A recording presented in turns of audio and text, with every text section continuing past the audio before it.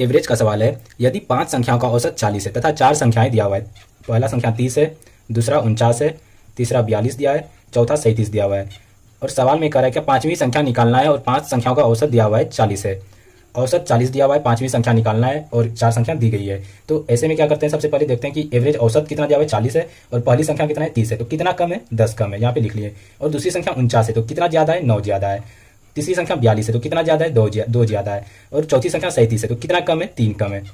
अब यहाँ पे देख लेते हैं क्या -10 है और यहाँ +9 है तो कितना हो गया -1 हो गया, -1 और +2 कितना हो गया 1 हो गया। और 1 और -3 कितना हो गया -2 हो गया, कितना हो गया -2 हो गया।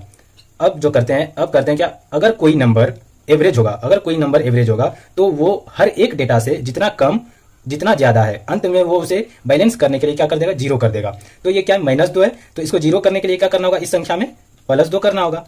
तो एवरेज कितना है 40 है, 40 है तो पांचवी संख्या जो निकलेगा क्या निकल जाएगा, इसमें क्या करना होगा 2 ऐड करना होगा, 40 में 2 को ऐड करना होगा तभी तो 0 बैलेंस कर पाएगा ये। तो क्या हो जाएगा, पांचवी संख्या 42 हो जाएगा, ये 42 हो जाएगा हमारा आंसर।